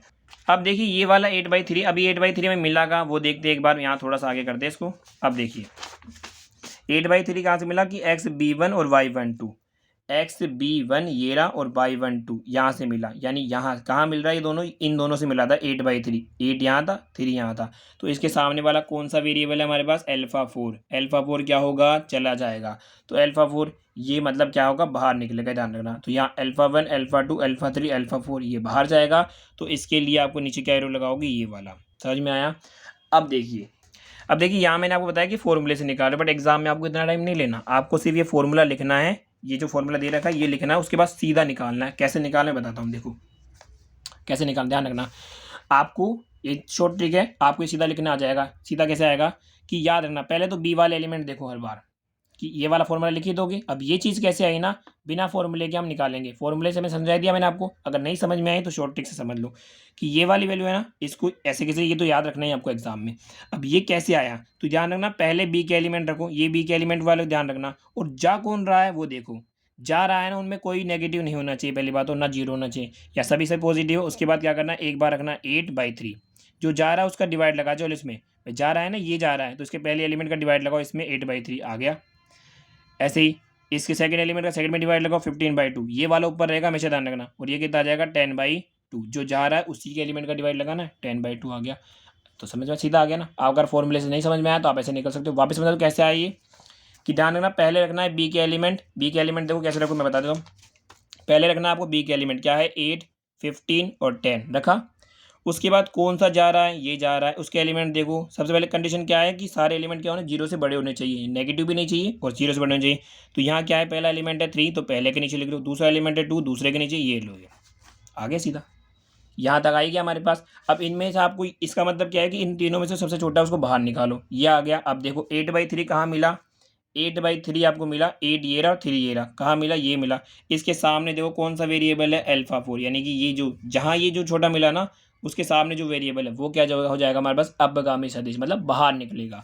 तो कौन निकल रहा है, अल्फा 4, तो यहाँ गिन लो अल्फा 1 अल्फा 2 अल्फा 3 अल्फा 4 बाहर जाएगा, और इसके नीचे आप एरो का साइन लगाओगे इस तरीके से। समझ में आ गया। अब देखो इसको लैंग्वेज में भी लिखते हैं, बस अपगामी शब्द में थोड़ा टेंशन हो सकता है, बाकी टेंशन ना लो। आता है। अब एक मिनट, एक चीज़ और बताना भूल गया। अब देखिए स्टूडेंट, आपको यहाँ पे की एलिमेंट यानी कि मुख्य अवयव भी निकालना था। मुख्य अवयव कैसे निकालते हो, देखो मैं समझाता हूँ। ये तो हमारे पास जा रहा है ऐसे कि Y2 तो हमारे पास गया, और जब बाहर कौन जा रहा है, हमारा अल्फा 4 जा रहा है। ये दोनों लाइनें जहाँ कटती है, जिस पॉइंट पर कटे, वो हमारे पास क्या होगा, हमेशा की एलिमेंट, मुख्य अवयव कहलाता है। तो देखो जा रहा ऐसे है, ये तो जा रहा था हमारे पास ऐसे, और अल्फा 4 इधर से निकल रहा था, तो दोनों कहाँ कट रहे हैं, यहाँ कहाँ कट रहे हैं, 3 के ऊपर। वो आपका कहलाता है मुख्य अवयव, और उसको आपको करना है बॉक्स में बंद, हर बार ऐसे ही करना है, ठीक है। अब देखो हम यहाँ लिख देते हैं, अतः 3 तो क्या है, मुख्य अवयव तथा अल्फा 4 अपगामी सदिश होगा। यहाँ तक समझ में आया। देखिए स्टूडेंट, अभी घबराने की जरूरत नहीं है, पहला क्वेश्चन है। अगर आपको 20% भी समझ में आया है तो नेक्स्ट इसको दोबारा देखना, वीडियो को दोबारा समझ में आ जाएगा, और आने वाले क्वेश्चन में धीरे धीरे मेथड एक बार आपके पास हैबिचुअल हो जाएगा ना, कि आपकी आदत में आ जाएगा, तो आपको धीरे धीरे समझ आ जाएगा। तो जिन स्टूडेंट को लग रहा है कि काफ़ी टफ है, ऐसा कुछ भी नहीं है, 1-2 बार प्रैक्टिस करोगे इस मेथड की तो आपको इजीली समझ में आ जाएगा। बस अब नेक्स्ट टेबल जब बनाएंगे सेम प्रोसेस रहेगा, बस नेक्स्ट टेबल में थोड़ा सा प्रोसेस अलग रहेगा, वो देख लेते हैं क्या रहेगा। अब देखिए सेकंड सिम्पलेक्स टेबल कैसे बनाते हैं। सेकंड सिम्पलेक्स टेबल में आपको ध्यान रखना है कि ये जो ऊपर वाला है ना, ये वाला फर्स्ट वाले का, ये तो रहेगा सेम 3 5 4 0 0 0, ये तो सेम रहेगा। अब यहाँ हम बात करते हैं बी के अंदर ये थे, तो देखो ये अल्फा 4 तो चला गया भाई, अल्फा 4 तो क्या है, अल्फा 4 तो चला गया। आया कौन अल्फा 4 की जगह, Y2 का मतलब अल्फा 2 ही आ रहा था, तो बस ये करना है कि जो चला गया उसको हटाओ और जो आया उसकी जगह रख दो। अल्फा 4 चला गया, क्या बचा, अल्फा 2 आ गया। उसके बाद अल्फा 5 और अल्फा 6 सेम रहेगा। अल्फा 4 के लिए x4 था, तो अल्फा 2 के लिए कितना होगा, x2 आ गया। ये कितना है x5, ये कितना है x6। अब देखो सी बी जो भी यहाँ थे उनकी कोस्ट थी, तो x2 की कोस्ट क्या दे रखी है, x2 की कोस्ट दे रखी है 5, तो यहाँ आ जाएगी 5। उसके बाद देखो अल्फा 5 की x5 की कोस्ट तो रहेगी जीरो ही रहने वाली है, अल्फा 6 की कोस्ट भी क्या रहेगी, जीरो रहेगी। ये तो आप कर ही लोगे, ठीक है ना। उसके बाद अब करना क्या है, अब यहाँ पे है अच्छी बात कि जो भी आपका जो की एलिमेंट है क्या है 3, उसके नीचे वाला कॉलम देखो 3 2 2 है, ये हमारा की एलिमेंट है। अब आपको नई वाली टेबल में जब ये y2 है ना, तो y2 में ये वाला दे रहा है, तो इस y2 में आपके पास आना चाहिए 3 की जगह तो आना चाहिए 1, 2 की जगह 0 और इसकी जगह भी 0। अब आपको ये वाला रिप्लेसमेंट यहाँ पे करना है। वो कैसे करना है देखो, तो वो करना है जब भी की एलिमेंट को 1 बनाना है तो उसका ये जो रो है इसके अंदर डिवाइड दे दो। समझाता हूँ, देखो कैसे। पुराने वाले रो में बी के अंदर तो क्या है, बी है, y1 y2 है, तो बी के अंदर तो है 8 2 3 0 1 0 0। अब हमें क्या करना है भैया, हमें चाहिए 3 की जगह, ये की एलिमेंट है, इसकी जगह क्या चाहिए 1 चाहिए। तो 1 तभी आ सकता है पूरे के अंदर में क्या करूँ, 3 से डिवाइड कर दूँ, 3 से डिवाइड कर दो। अब देखो सोल्व करो, 8/3 तो हमारे पास 8/3 रहने वाला है, 2/3 ऐसे कैसे, 3 का 3 में डिवाइड दिया 1, 3 का 0 में डिवाइड दिया 0, ये कितना आ गया 1/3, ये कितना आ गया भाई 0, ये कितना आ गया 0। तो नई रो हमारे पास आ गई। समझ में आया कैसे आए भाई, हमें 3 को 1 बनाना है। 3 को 1 बनाने का एक ही तरीका है कि यहाँ से यहाँ तक, हर बार यहाँ से ये चेंज नहीं होगा, ध्यान रखना, यहाँ से यहाँ तक चेंज करना है। तो जो नई R1 आई वो कैसे आएगी, 3 को 1 बनाने के लिए पूरी इसमें हमने क्या करा 3 से डिवाइड कर दिया, 3 से डिवाइड कर दिया, डिवाइड करके सोल्व किया 8/3, ये आ ही गया। अब इसको एज इट इज़ आप यहाँ पेस्ट कर दो, तो ये तो आया देखो बी की जगह, बी की जगह कितना आ गया 8/3, y1 की जगह कितना है 2/3, y2 की जगह कितना आ गया 1, y3 की जगह कितना है 0, y4 की जगह 1/3, y5 की जगह 0, y6 की जगह कितना आ गया 0। ये तो आ गई पहली वाली रो, पहला काम कंप्लीट हो गया। अब हमें जो ये है ना y2 के अंदर ये जो सेकंड वाला 2 है, इस 2 को बनाना है 0। इसके लिए हम क्या करेंगे, जो हमारी नई वाली रो आई ना ये इसका यूज़ करेंगे भाई। अब देखो हमें क्या चाहिए कि ये सेकंड वाली रो चाहिए नई में। कैसे बनाओगे कि ये तो आ गया कि हमारे पास y2 में यहाँ पे 1 लाना, तो 1 आ गया। अब क्या लाना है हमें, इसके नीचे 0 लाना है। इसके नीचे 0 कब आएगा, जब यहाँ 2 से 2 माइनस हो जाएगा। इसके नीचे 0 कैसे लाते हो मैं बताऊँ आपको। इसके लिए आपको ये जो नई आई ना इसका यूज़ करना है। कैसे करना है, हमारे पास नई ये है, इसको अगर मैं 2 से गुणा कर दूँ, देखो ये y2 का एलिमेंट है, हमें यहाँ चाहिए, तो 2 का 0 कब होगा, जब 2 में से 2 जाएगा तभी 0 होगा। तो मैं क्या कर रहा हूँ कि जो नई वाली आई ना उसको पहले 2 से गुणा करो। आप इस पूरे को किससे गुणा कर रहे हो, 2 से, तो 2 से गुणा करोगे 8 दूनी 16/3, यहाँ आ जाएगा 2 दूनी 4/3।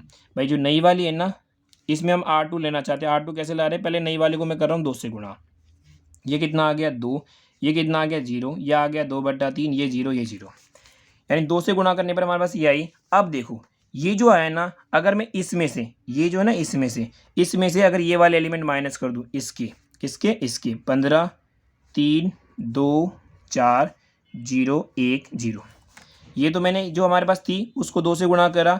और अगर मैं इसमें से ये वाला माइनस कर दूँ, यानी मैं क्या करूँ कि 16/3 माइनस 15, ऐसे इसमें से ये माइनस कर दूँ, इसमें से ये, तो 2 में से 2 माइनस करूँगा तो 0 आ जाएगा, मुझे 0 ही चाहिए। तो अब मैं क्या करूँगा, माइनस करूँगा किसमें से, इसमें से इसको, यानी कि 16/3 माइनस 15 करोगे कितना आ जाएगा 16 45, 15 3 45 3, कितना बचा, 15 में से 6 गया तो 9, 3 में से 1 गया 2, 29 माइनस का बाई 3।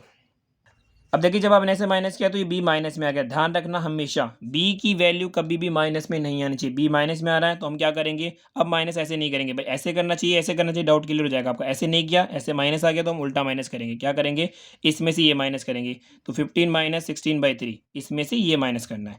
15 3 45 माइनस 16/3 घटाओगे तो कितना आ जाएगा 29/3, यानी इसकी जगह हमारे पास नई R1 में क्या आ रहा है, मैं लिखते जाऊँ इसकी जगह, इसको सोल्व किया ना तो हमारे पास क्या आया, कहाँ लिखूँ, यहाँ लिख देता हूँ।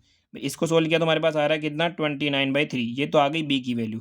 अब इसकी जगह देखो क्या आ रहा है, माइनस किस में से किसको करना है, इस वाली में से, नीचे वाली में से ऊपर वाले को माइनस करना है। तो 3 माइनस 4/3, 3 3 ज़ा 9 माइनस 4, 9 में 4 गया तो 5/3, तो यहाँ क्या आ गया 5/3। सोल्व कर रहे हैं अपन, 2 में से 2 गया तो 0, ऐसे ही 4 में से माइनस करोगे 4, 0 में से ये माइनस करोगे तो 2/3, भाई 0 माइनस करना है 2/3 तो माइनस का 2/3 आ जाएगा। ऐसे 1 में से माइनस करोगे ये तो 1, 0 में 0 करोगे 0, तो ये क्या आ गई हमारे पास नई रो आ गई। समझ में आया। तो ये किसकी वैल्यू है, b की वैल्यू, तो b की जगह आ गई 29/3। ध्यान रखना b की वैल्यू नेगेटिव नहीं होनी चाहिए, इसलिए मैंने इस तरीके से किया। ये कितनी आ गई y1 5/3, y2 कितना आया 0, और देखो y2 में ये 2 था, 2 की जगह में 0 लाना था, आ गया। ये कितना आया y4, ये आ गया। इसके बाद कितना आया माइनस का 2/3, इसके बाद कितना आया 1, इसके बाद कितना आया 0। ऐसे ही आपको सेम तरीके से यहाँ भी देखो 1, ये 0 आ गया। अब यहाँ भी इस 2 की जगह क्या करना है 0, 2 की जगह 0 करना है। सेम मेथड यूज़ करेंगे, क्या कि जो हमारे पास नहीं आई थी, नहीं क्या थी 8/3, 2/3, ये जो नहीं आई ना 8/3, 2/3, 1, 0, 1/3, 0, 0, ये नहीं है, वापस चेक कर लो। 8/3, 2/3, ये भाई 2/3 है, ध्यान रखना। 1, 0, 1/3, 0, 0, ठीक है। इसको अगर मैं 2 से मल्टीप्लाई कर दूँ तो कितना आ जाएगा 8 दूनी 16/3, 2 दूनी 4/3, पूरे को 2 से करना है, ध्यान रखना। 2 1 कम 2, 0, 2/3, 0, 0, 2 से मल्टीप्लाई कर दो और उसके बाद इसमें से माइनस कर दो। अब देखो दूसरी रो क्या है 10, 0, 2 था, ये तो हट गई भाई, 2 से मल्टीप्लाई करने पर ये यहाँ आ गई, ठीक है। 2 था, 5 था, 0, 0, 1, ठीक है। अब समझो हमें क्या चाहिए कि ये तो हो गया बी का एलिमेंट, ये था y1, y2, y3, y4, y5, हमें y2, मैंने क्या बोला y2 का जो ये एलिमेंट है ना इसकी जगह 0 चाहिए। तो देखो ऐसा क्यों किया, 2 में से 2 करोगे तो 0 आ जाएगा। अब वही बात आती है कि सर इसमें से ये घटा है या उसमें से वो घटा है। ध्यान रखना बी की वैल्यू पहले चेक करो। अगर मैं ऐसे करता हूँ तो देखो माइनस में आएगी, यानी कि मैं इसमें से ये घटाता हूँ तो देखो माइनस में आएगी, क्योंकि 10 दाई 30 हो जाएगा, 30 माइनस 16 ये माइनस में आएगी। तो हम ऐसे नहीं घटाएंगे भाई, हम घटाएंगे उल्टा। उल्टा मतलब यहाँ से यहाँ, यानी हम करेंगे 10 में से 16/3 माइनस करना है, क्योंकि बी की वैल्यू पॉजिटिव चाहिए, ये 16 है। 10 तिया 30 माइनस 16/3, देखो 10 में से 6 गया 4, इधर कितना बचा 2 में से 1 गया 1/3, कितना आ गई 14/3, बी की वैल्यू आ गई। इसमें से ये माइनस करोगे, 0 में से ये माइनस करोगे तो माइनस का 4/3 आ जाएगा। 2 में से 2 माइनस करा 0, 5 में से ये माइनस करना है, यानी 5 माइनस 0 कितना बचेगा 5। इसमें से ये माइनस करना है तो माइनस के साइन के साथ आ जाएगा। 0 में 0 माइनस किया 0, 1 में से माइनस करना है 0, 1 माइनस 0 1, यानी हमारे पास नई रो क्या आ गई, हमारे पास ये आ गई। इसको उतार देते हैं तो देखो कितना आ गया 14/3 माइनस का 4/3, 0, दिख तो रहा है ना आपको, 0 आ गया। उसके बाद है 5, उसके बाद माइनस का 2/3, 0, 1 है। इस तरीके से आपने टेबल फिल करी। समझ में आया कैसे करी, बस टेबल फिल करते हैं। ध्यान रखना क्या करना है कि पुराने वाले टेबल देखो एक बार कैसे बनाई, नई वाली टेबल समझ लेते हैं कि पुराने वाले टेबल में जो की एलिमेंट है उसकी जगह तो नई वाले में क्या आना चाहिए 1, और उसके नीचे जो भी बचा उसकी जगह क्या आना चाहिए 0। बस ये ध्यान रखना, आपको ऐसा फॉर्मेशन बनाना है। उसके अलावा जैसे आए वो कैसे आए, और बी की वैल्यू कभी भी नेगेटिव मत लेना, इसलिए मैंने उस तरीके से आपको मल्टीप्लाई करके दिखाया। अब वापिस सेकंड सिम्प्लेक्स बना ली, ये बन गई सेकंड। अब आपको वापस वही क्या निकालना है जेड जे माइनस सी जे। अब देखो अगर आप ट्रेडिशनल फॉर्मूले से जाना चाहो तो आपकी इच्छा बना शॉर्ट तरीके से देखो जेड जे माइनस सी जे निकालो। अब पता लगाना है कितना टाइम लगेगा इसमें, क्योंकि कैलकुलेशन बड़ी है। जेड जे माइनस सी जे अगर इस वाले के लिए निकाल तो कहने का मतलब क्या है कि इसको इससे गुणा करना है, इसको इससे, फिर जोड़ के जो भी आंसर आए उसमें से ये वाला माइनस कर देना है। यही था मैंने बताया था। तो हम निकालेंगे पहले वाला, इसको इससे गुणा करोगे कितना आ जाएगा 5 दूनी 10/3, 0 से करोगे तो कितना आ जाएगा 0, इधर 0 से करोगे कितना आ जाएगा 0, तो टोटल कितना आया 10/3। ये तो आ गया जेड जे। माइनस करना है किसको सी जे, इसके लिए सी जे ये हो जाएगा 3। अब देखो एलसीएम लो 10/3, तो 3 3 आ जाएगा 9, 10 में 9 गया तो 1/3। समझ में आया कैसे, देखो 10/3 था ही, सी जे कितना है माइनस का 3, एलसीएम लोगे 3 3 9/3, कितना बचेगा 1/3। तो पहले वाले में वैल्यू कितनी आई हमारे पास 1/3। चलो शुक्र भगवान का ये तो पॉजिटिव आई। अगर सारी पॉजिटिव आ जाएगी तो यही आंसर होगा, नहीं आएगी तो दोबारा बनाना पड़ेगा। देखो वापस देखते हैं इसमें क्या करोगे, इसका इससे दूसरे वाले के लिए करोगे तो सी बी को हर बार इससे मल्टीप्लाई अलग अलग से, इसका इससे किया तो कितना आ गया 5, इसका 0, इसका 0, 5 में से माइनस करना है सी जे क्या है ये भी 5 है, 5 माइनस 5 0, दूसरा फिल हो गया। इधर गुणा करो, ये करा तो 0, ये करा तो भी 0, ये करा तो भी 0, 0 आ गया। तो जेड जे का वैल्यू तो क्या आ गई 0, इसमें से माइनस क्या करना है -4 सी जे, तो 0 - 4 कितना आ गया माइनस का 4 आ गया। अब देखो ये दोनों तो 0 हो जाएंगे तो इनको करने की जरूरत है नहीं, किससे करेंगे इससे। 5 का मल्टीप्लाई 1/3 से किया कितना आ गया 5/3, इसमें से माइनस करना है किसको, इसके ऊपर ये रहा 0, तो ये तो 5/3 आ गया। अब इधर देखो ये हो गया 0, ये हो गया 0, ये हो गया 0, आया 0, 0 में 0 माइनस किया 0, ऐसे ही ये भी 0, ये भी 0, ये भी 0, रिजल्ट आएगा 0, माइनस करोगे 0 तो आ जाएगा 0। देखो यहाँ पे सब अगर पॉजिटिव होते तो आंसर ये हो जाता, बट इस भैया ने आके दिमाग ख़राब कर दिया। तो हमारे पास जेड जे माइनस सी जे आ गया। अब वही हमारा स्टेप रिपीट करना है कि जेड जे माइनस सी जे नेगेटिव आ रहा है यहाँ पे, तो हम एक बार चेक कर लेते हैं। देखो पहले एक बार इसमें देख लो, ज़्यादा आगे जाए। देखो ये आपकी टेबल थी, जैसी टेबल ये बन रही है सेम की सेम टेबल मैंने यहाँ बना दी। अब वही हमारे पास परिवेशी सदिश निकालना पड़ेगा। देखो एक बार वो ज़्यादा जल्दी धीरे कि जेड में निकालना है। नेगेटिव आ गया, नेगेटिव आ गया तो उसे क्या बनाना पड़ेगा, सेकंड सिम्पलेस्ट टेबल बनानी पड़ेगी। इसे बनाने के लिए आप क्या निकालोगे, पहले परिवेशी सदिश। कैसे निकलेगा, जो मोस्ट नेगेटिव है या एक ही नेगेटिव है तो ये वाला भाई साहब चला जाएगा अंदर। ये कौन सा जा रहा है, y3, यानी कौन जाएगा अंदर, अल्फा 3। अल्फा 3 समझ में आया, दिख रहा है, नहीं दिख रहा है, ये देखो मैं वापस समझा तो क्या बोला मैंने कि ये जाएगा अंदर, कौन सा जा रहा है, y3 यानी अल्फा 3। तो अल्फा 3 क्या होगा, परिवेशी सदिश। सीधा लिख रहा है अल्फा 3 क्या होगा, परिवेशी सदिश। अब हमें क्या निकालना है कि ये अंदर गया तो बाहर कौन आ रहा है। बाहर निकालने के लिए फॉर्मूला क्या कहलाता है हमारे पास, ये तो आपको सिर्फ नाम का लिखना है फॉर्मूला, निम्नतम आई। अब मैं बिना फॉर्मूले के समझाऊंगा, वाई आई के और वाई आई के ग्रेटर देन इक्वल्स टू क्या होना चाहिए, 0। अब यहाँ लिखोगे आप निम्नतम। तो कैसे कैसे भरना है इसको मैंने बताया था, वापस समझ लो। नहीं समझ में आया कि पहले तो इसको भरने का तरीका क्या है, जगह ही बच गई। इसको कैसे भाई, इसके अंदर क्या आएगा ना, बिना फॉर्मूले बता रहा हूँ कि बी के अंदर देखो ये बी के छोटे वाला बी है ना, एक्स बी का मतलब है छोटे वाले बी। ये देखो 8/3, यहाँ कितना है 29/3, यहाँ कितना है 14/3, रख दिया। जा कौन रहा है, ये वाला। इसके सारे के सारे एलिमेंट वो जो 0 से बड़े हो, 0 भी नहीं चलेगा, 0 से बड़े उसका इनमें डिवाइड दे दो। समझ में आ गया, ये जा ये रहा। तो यहाँ देखो 0 है तो ये तो ऑप्शन ही कैंसिल हो जाएगा। मैंने क्या बोला, 0 से बड़े वाला लेना है तो ये तो चेक ही नहीं करना। इधर इसमें किसका भाग देना है, 4 का। इधर इसमें किसका भाग देना है आपको, 5 का। अब देखो बट्टे के बट्टे में बट्टा 1 लगाओगी तो आ जाएगा 29/3 गुणा 1/4, कितना आ गया 29/12। तो पहला लिखोगे आप कितना, 29/12। याद ना, जो 0 आ गया उसको छोड़ दो। सिंपल सा तरीका क्या है कि बी वाले को पहले यहाँ रखो, उसके ऊपर जो जा रहा है ना उसके एलिमेंट को नीचे डिवाइड लगाओ। बस शर्त ये होनी चाहिए कि एलिमेंट 0 से बड़ा होना चाहिए और बस प्लस में होना चाहिए। तो ये तो लिया नहीं, इसका लगा दिया इसके नीचे डिवाइड, इसी जो जा रहा है उसके नीचे जा रहा है, लगा दिया। सोल्व किया, इसकी जगह तो कितना आ गया भाई 29/12, तो लिख दिया 29/12, कोमा लगाओ। अब इसको भी सोल्व कर लो, यह आ गया 14/3, 1 लगाओगे 1/5, 14/15, यह आ गया 14/15। अब देखो फ्रैक्शन में ना आप थोड़ा और शॉर्ट करो, आपको पता है कि भिन्न है, भिन्न में अगर ये हर बड़ा है तो डेफिनेटली कम होगा। तो यहाँ पे कम कौन आ गया, 14/15, ये क्या हो जाएगा हमारे पास, कम हो जाएगा। अब देखो बाहर कौन जाएगा कि 14/15 बना कहाँ से, कि 14/15 हमने छोड़ किया तो किससे से बना, इससे सोल्व किया तभी आया ना, यानी 14/3 और 5, 14/3 और 5 ये इससे बना, क्या बना भाई ये। तो इसका मतलब इसके सामने कौन है, अल्फा 6। अल्फा 6 क्या हो जाएगा, अपगामी सदिश हो जाएगा। निकलेगा कौन, मतलब अल्फा 6 बाहर चला जाएगा। अल्फा 6 का मतलब क्या है, y6। अल्फा 6 का मतलब यही हो गया y6, तो y6 क्या हो जाएगा हमारा बाहर, और आप इसके नीचे लगा दोगे ये वाला एरो। अब देखो हमने यहाँ ही एक लिखा, कितना सारा हो गया। देखो यहाँ पे भी ये लिखा रखा है, ये 29/12 आ गया। शॉर्ट ट्रिक्स मैंने बताई थी कैसे है, आपको भी एग्जाम में से करना, टाइम सेव करना भाई, टाइम खूब लगेगा इनमें।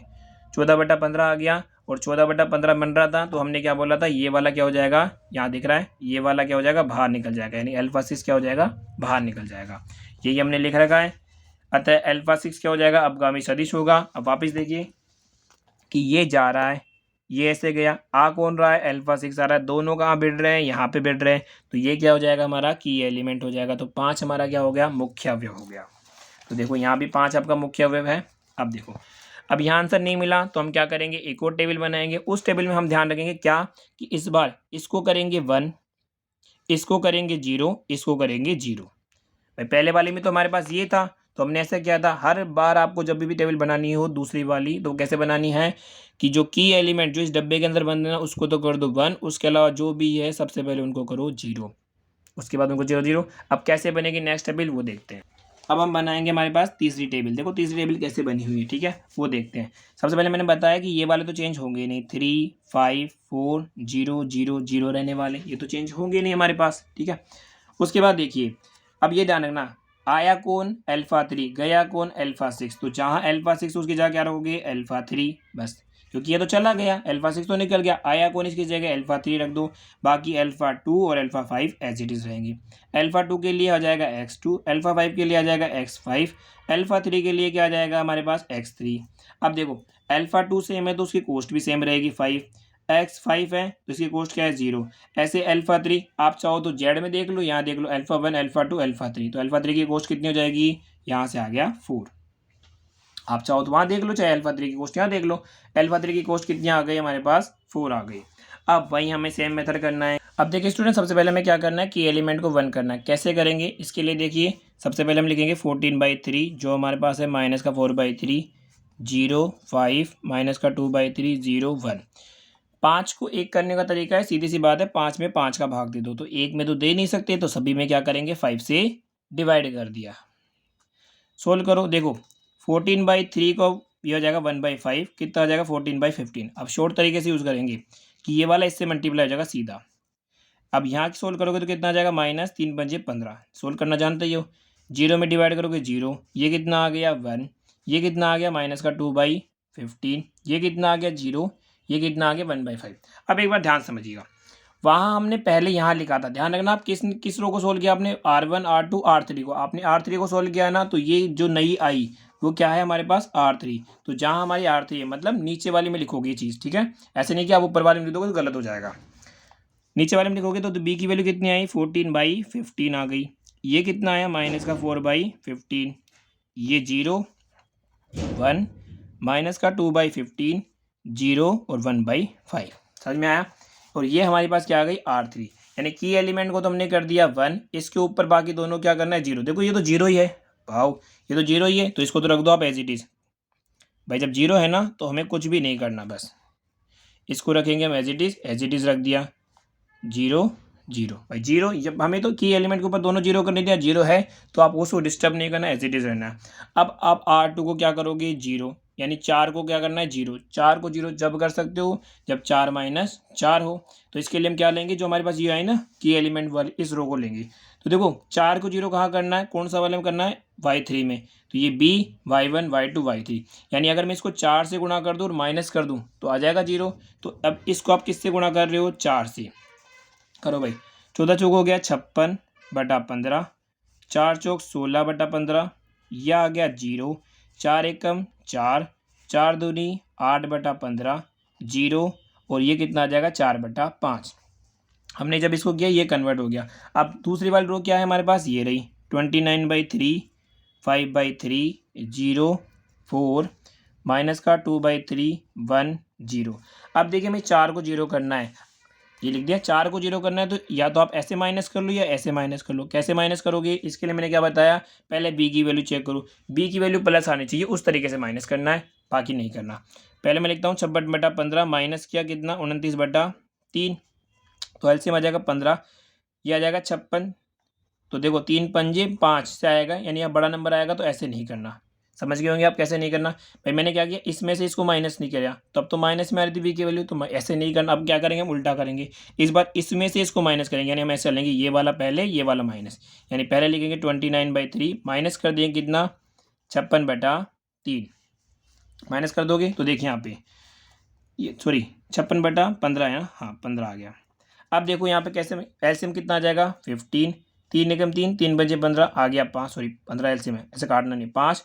अब 29 को 5 से मल्टीप्लाई करो, 29 को 5 से मल्टीप्लाई करो, 9 पंजे 45 का 5, 4 5 दूनी 10 और 4 हो गए 14, कितना आ गया 145। माइनस करोगे, 15 का 15 में डिवाइड दिया, 15 एलसीएम मैंने गलती से काट दिया, 15 का 15 में डिवाइड करो एक बार 56। अब आप 145 में से भैया 56 माइनस कर लो, 15 में 6 गया 9, यहाँ कितना बचेगा 3, 13 में से 5 गया 8, कितना बचा 89/15। ये नई बी की वैल्यू आ गई। अब इसे सोल्व करोगे भाई, माइनस का 16/15, सॉरी हम कैसे माइनस करें वो ध्यान रखना, नीचे वाले में से ऊपर वाले, यानी हम लिखेंगे 5/3 में से माइनस कर रहे हैं, तो ये देखो माइनस माइनस हो जाएगा प्लस 16/15। एलसीएम लो कितना आ गया 15, 3 पंजे 15, 5 25, 15 में 15 का डिवाइड दिया, एक बार गया, 1 को 16 से मल्टीप्लाई किया, कितना आ गया 16, 6 और 5 कितने हो गए 11 का 1 हासिल लागी 1, 2 और 1 3 और 1 4, 41/15। ये कितना आ गया भाई हमारे पास 41/15 आ गया। ये हमारे पास आ गया 0 0 0। हम ऐसे माइनस कर रहे हैं, 4 में से 4 गया तो 0। कैसे माइनस कर रहे हैं, ये वाला, तो ये वाला आएगा माइनस का 2/3। किसको माइनस करना है, इसको, तो माइनस माइनस हो जाएगा प्लस का 8/15। 3 और 15 का एलसीएम लिया, कितना आ जाएगा 15, 3 पंजे 15, 5 आया, 5 दूनी 10 माइनस का 10, प्लस 15 का 15 में डिवाइड दिया, एक बार गया, 1 को गुणा किया 8 से 8, 10 में से 8 गया, कितना बचेगा माइनस का 2/15। यहाँ कितना आ गया माइनस का 2/15 आ गया, ठीक है। उसके बाद 1 में से 0 को माइनस किया, यानी 1 माइनस 0 तो 1। यहाँ हमने क्या किया, इसमें से इसको माइनस किया तो आ जाएगा माइनस का 4/5, यानी हमारे पास जो आई ना कौन सी वाली थी, ये R2। हमारे पास कौन सी बची हुई है, यहाँ देखिए, यहाँ भूल गया मैं तो क्वेश्चन करते करते, कि हमारे पास कौन सी बची है, R2 में b की वैल्यू कितनी आ गई, 89/15, ये रही b की वैल्यू। ये कितना आ गया, 41/15, और ये कितना आ गया 0, ये कितना आ गया 0, ये कितना आ गया माइनस का 2/15 आ गया। अब ये कितना आ गया 1, ये कितना आ गया माइनस का 4/5, हमारे पास ये आ गया। अब देखिए स्टूडेंट, ये तो हमारे पास समझ में आ गया आपको क्या है, कि देखो वापस मैंने देते से मैंने देखो, एक बार आप सेकंड सिम्पलेक्स टेबल देखिए कि यहाँ 5 था, 5 की जगह तो आना चाहिए था, वाई ट्री में देखो 5 था लास्ट में, 5 की जगह 1, बाकी ऊपर वाली जगह 0 आ गया, हमारी टेबल क्या है, सही है। उसके बाद अब देखिए क्या निकालना है, जेड जे माइनस सी जे। क्वेश्चन करना किसी चुनौती से कम नहीं है भाई, एग्जाम में क्वेश्चन टाइम पे कर लो, अच्छी बात है। बाकी क्वेश्चन देखो इजी है, बस कैलकुलेशन पोर्शन थोड़ा ज़्यादा है, मैं आपको एक एक करके दिखा रहा हूँ, स्किप नहीं कर रहा। अभी देखते हैं, अगर जेड जे माइनस सी जे इस बार क्या पता भगवान दिया से पॉजिटिव आ ही जाए, नहीं तो क्या ही है। कैसे निकालोगे भाई, इसका गुणा इससे करोगे। देखो अब 0 वाले को तो मैं गुणा करूंगा नहीं, क्योंकि सीधा 0 हो जाएगा, थोड़ा दिमाग भी लगाते, ठीक है। तो 5 का गुणा करोगे आप इससे, तो 5 दूनी 10/3, ये तो हो गया 0। इसका गुणा करोगे तो 4 चौक 16, माइनस का है ना 16/15, ये तो आ गया जेड जे। इसमें से माइनस क्या करोगे, सी जे कितना है 3, करो भाई। 3 और 15 का एलसीएम लिया 15, 3 पंजे 15, 5 दई 50, माइनस 16, माइनस का 3 बाहर चल ही रहा है। ये कितना बचा, 10 में से 4, 10 में 6 गया 4, इधर कितना बचा, 4 में से 1 गया 3, 15। अब फिर एलसीएम लो, तो ये आ गया 34, 15 थी आ गया 45, और भट्टे में आ गया 15, माइनस करो भाई। 5 में 4 गया 1, 4 में 3 गया 1, तो ये आ रहा है माइनस के 11/15। चलो जी भाई, पहला ही माइनस आ गया, मतलब समझ गए होंगे आप लोग। एक और सिम्पलेक्स टेबल बनाने के लिए भाइयों तैयार हो जाओ, इधर आ जाओ। इसका मल्टीप्लाई से किया, कितना आ गया 5, 0 तो 0 ही हो गया, ये भी 0 हो गया। 5 में से माइनस क्या करना है 5, तो कितना बचा, ये आ गया 0। आगे आ जाओ, ये आ गया 0, ये आ गया 0, ये कितना आ गया 4, तो यहाँ आया 4, 4 में से क्या माइनस करना है 4, 4 माइनस 4 आ गया 0। इसका इससे गुणा किया, कितना आ गया 5/3, 5 का 1/3 से 5/3, ये तो 0 हो गया। ये कितना आ गया 4 दूनी 8, माइनस का 8/15। एलसीएम लो 3 और 15 का, 15, 3 पंजे 15, 5 25, माइनस 15 से 15 कटा 8, 15 में से 8 गया 7, 17, 17/15, 17/15 से माइनस करोगे 0, तो आंसर वही 17/15 रहने वाला हमारा। अब आ जाओ यहाँ पे, ये 0, ये 0, ये 0, सॉरी हाँ ये 0, ये 0, ये 0, 0 माइनस 0, ये भी 0, ऐसी कैलकुलेशन होनी चाहिए। ये आ गया 0, ये भी हो गया 0, ये कितना है भाई 4/5, और 4 देखो 4 से गुणा करो 4/5 आ जाएगा, माइनस करोगे 0 में से तो क्या आ जाएगा 4/5 आ गया हमारे पास। ये हमारे पास जेड जे माइनस सी जे आ गया। अगर ये भी पॉजिटिव आ जाता तो काश यही आंसर होता। अब देखो थर्ड सिम्पलेक्स टेबल मैंने यहाँ भी बना रखी है, एक बार मैच कर लेते हैं, सारा चीज़ सही है। अब देखो यहाँ पे भाई नेगेटिव कौन सा है समझना, नेगेटिव कौन सा है ये वाला, तो ये वाला तो चला जाएगा अंदर। कौन जा रहा है अंदर, y1 यानी कि α1 जा रहा है अंदर, α1 अंदर जा रहा है। अब वही ये देखेंगे कि बाहर कौन आ रहा है, बाहर आने के लिए फॉर्मूला वही हमारा। तो वापस देखिए भाई, हमें पता लग गया जा कौन रहा है अंदर α1। अब बाहर कौन आएगा उसके लिए फॉर्मूला क्या कहता है, वो तो आपको सिर्फ एग्जाम में लिखना ही है, XBI YIK ग्रेटर देन 0, ठीक है। अब वही हम लिखेंगे, यहाँ आई भी आता है निम्नतम। अब देखो कैसे लिखना है, मैंने क्या बोला था, इसको बनाने का तरीका क्या है कि पहले बी के एलिमेंट रख दो जितने भी है उतने, ठीक है। उसके बाद जो जा रहा है ना उसके एलिमेंट सारे ग्रेटर देन 0 होने चाहिए, वो वाले रखो। ये जा कौन रहा है ये, तो इस वाले के नीचे तो ये रखो, ये वाले 2/3। इस वाले के नीचे क्या रखोगे 41/15। ये माइनस में आ गया, इस ऑप्शन को ख़त्म कर दो, सोल्व कर लो इसको। 8/3 उल्टा करोगे 3/2, ये खत्म, 2 एकम 2, 2 चौक 8, कितना आ गया 4।